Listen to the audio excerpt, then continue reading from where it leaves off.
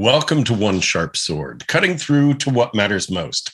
I'm your host, Dr. Wayne Pernell, Dr. P, the Breakthrough Success Coach. Today, we are talking about making good choices. Make good choices. Have you ever said that to anybody? Make good choices. Have you ever told that to yourself? Oh, I just have to make a good choice.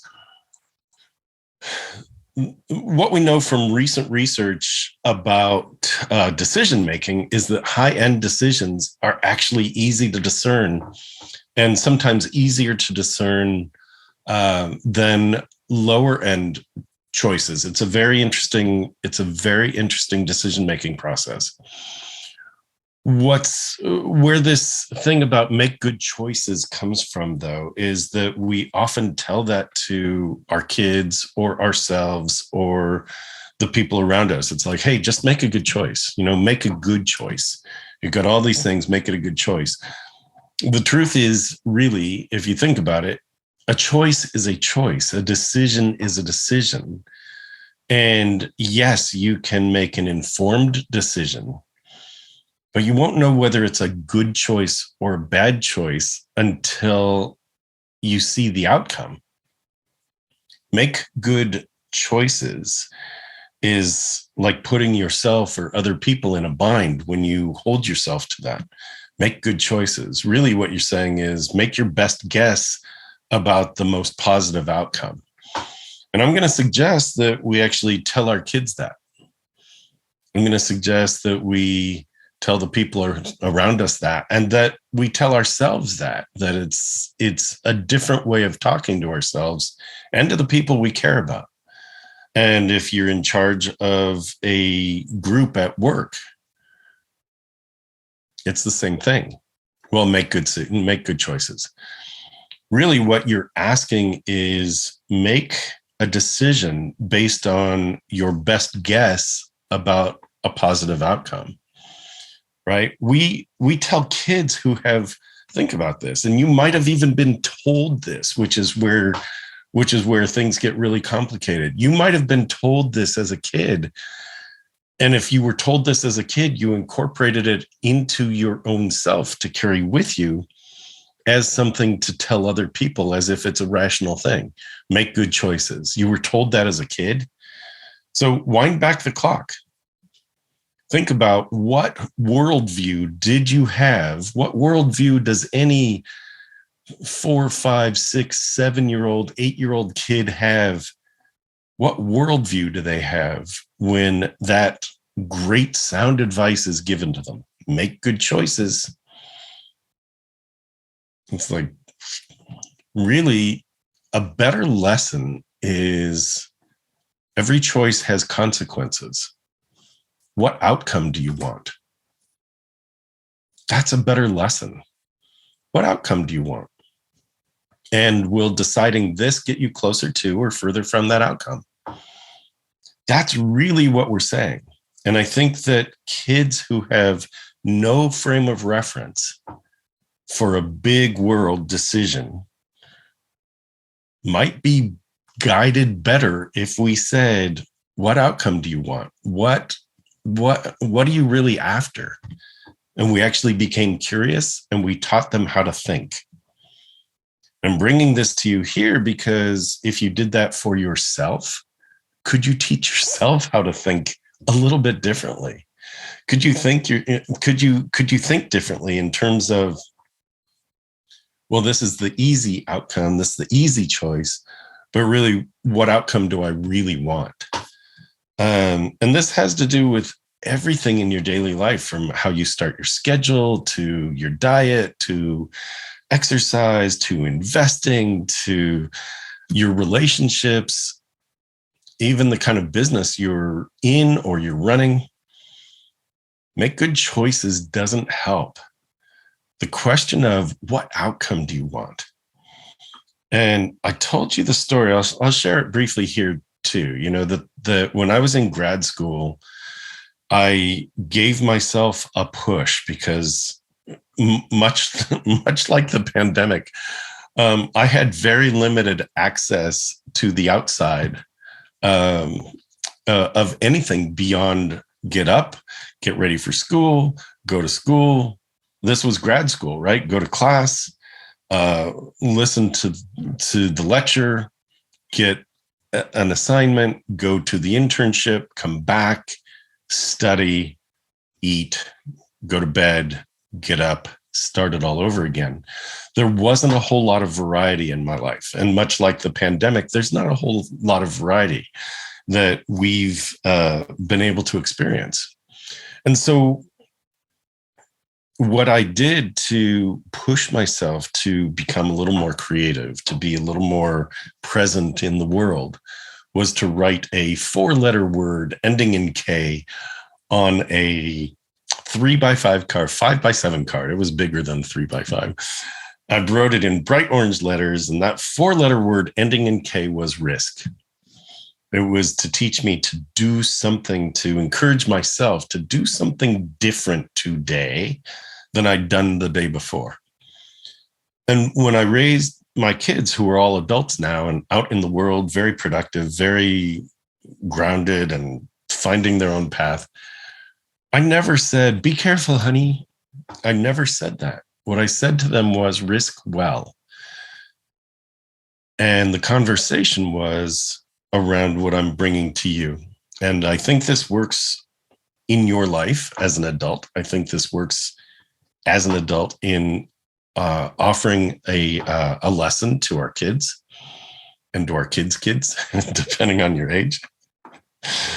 I think that what we can bring is very solid in that we need to teach the lesson of every decision has a consequence. Every decision has a consequence. Now, is what you're doing in the moment, is that getting you closer to the outcome you want or getting you further from? So if a kid says, I just want to eat candy all day, it's like, that's great. What outcome do you want? And the outcome may be, I want to, be hyper and run around. And that's great, except that as an adult, we get to guide our kids a little different and to have the conversation of that's not going to give a great outcome for anybody else, right? You might feel great. And as a child, I'm going to guide you. But what if they choose not to do their homework? What if they say they're going to play their games? Or, for you as an adult, if you say, well, I'm going to put off this project because I just need to do something for me.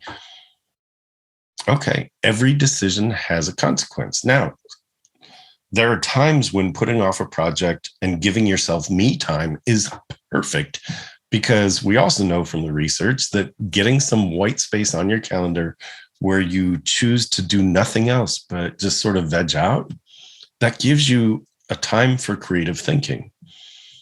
So the point of all of this is to be conscious, to be aware of what your outcome, what is the outcome that you're truly after? What are you truly focused on?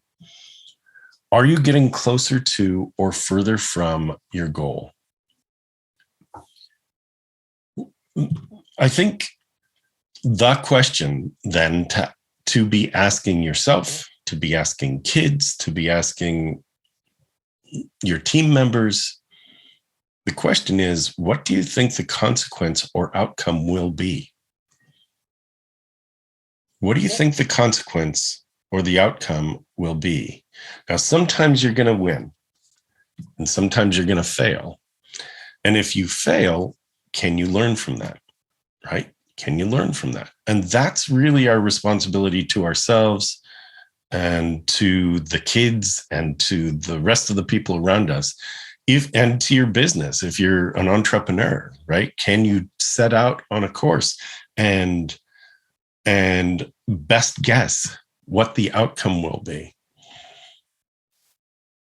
Again, I want to bring it back to make good choices. It implies a judgment of whether a choice was good or bad. It implies a judgment of whether heading down a certain path was the right thing to do. And if you didn't, if you get a bad outcome, someone, and it's usually you, will judge you for doing the wrong thing. Can we eliminate judgment? Can we put it back to, what do you think the consequence or the outcome will be by heading down this path? And to think things through that way. And think about any task you have at work. Think about anything you've done at home. From the smallest of tasks, putting dishes in the dishwasher or washing up the dishes. Do them now, do them later. What is the outcome? Will it have a significant effect? Does it matter? Can you see my cat's tail in this screen? Awesome. For those of you listening and not being able to watch this on my YouTube channel, my cat has chosen to join me, and it's what she does. So every so often, you'll just hear me make reference to that. For those of you seeing it, she's joined me. What outcome are you after? Right? For example, a choice to eat pizza, ice cream, cheese, doodles, whatever it is, while sitting on the couch or binging your favorite show will likely get you a certain outcome. So what outcome are you after? You can predict that outcome. And the same is true for business decisions, right? You can reach out to clients. You could reach out to potential sales contacts, and you could predict the outcome. So here are the questions. What do you think would happen if? Right? Base your questions for yourself and the people around you in curiosity. I think in school we're taught stuff. How's that for specific? We're just taught stuff. We're not often taught how to think. And the push here is for you to think about thinking. Make good choices implies a judgment of good or bad. And it doesn't help you think through where you're heading. Base your questions to yourself in curiosity. What do you think would happen if ... right? What do you think the consequence or the outcome will be? Choose. Experience. Learn. Choose again. Right? Each moment is a choice. And each moment we have a million choices. We get to look at what would happen if we went down a certain path. What would happen if we don't? What happens if we go down this path and it turns out to be the wrong path? Is it truly irreversible? Most paths that we go down are not. If you sign a contract and it's an irreversible contract, okay, you've gone down a path. You probably have to either get out of the contract or see it through. Can you make a different choice next time? Right? Choose, experience, learn, choose again, right? Each moment. And it's different from, was that a good choice or a bad choice? Was that a good choice? It's very, there's no need to judge the choice. You can rank the outcome. On a scale of 1 to 10, the outcome I'm getting is about a 6. So what do I need to do? I choose, I experience, I learn, I make another choice. On a scale of 1 to 10, having made that next choice, the outcome I'm getting is closer to an 8. Awesome. I'm heading down that path, right? So that's where I want you to be thinking. It's what I wanted to share with you today, that when we say make good choices, we're actually judging good or judging bad, and it's not necessary. In fact, it detracts from the possibility of creativity or expansion. Make good choices.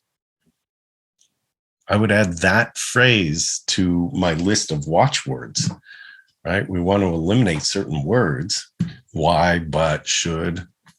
Those are key words to eliminate. Let's eliminate make good choices and start asking questions based in curiosity, right? Is this likely to get you an outcome or a consequence that you want? And what do you think would happen if you headed down this path? So I'll leave you with that 4-letter word ending in K. And that is risk. And my advice to you is the advice I gave to my kids. And that is risk well. And do that without judgment. Explore, risk, stay curious. See if you can see things from multiple points of view. Employ the parallax perspective. See where that gets you. Choose, experience, learn, choose again. I'm Dr. Wayne Pernell, Dr. P. This is One Sharp Sword Cutting Through to What Matters Most. Thanks for being here.